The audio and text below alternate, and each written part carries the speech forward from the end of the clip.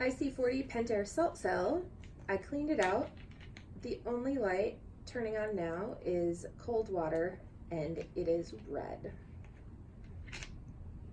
I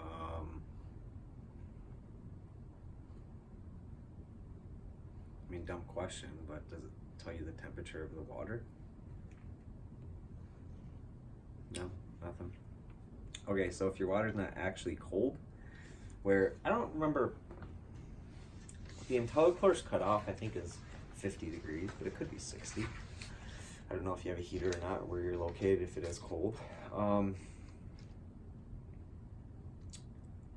The flow switch should take into account the temperature, I believe.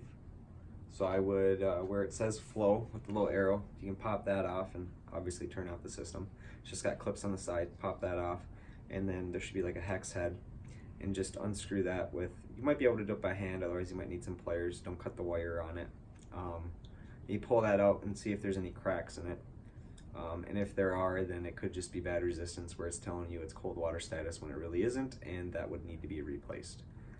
Other than that, I think that's the issue. Other than that, I mean, you could have issues with the cell in general, but I mean, that should do it.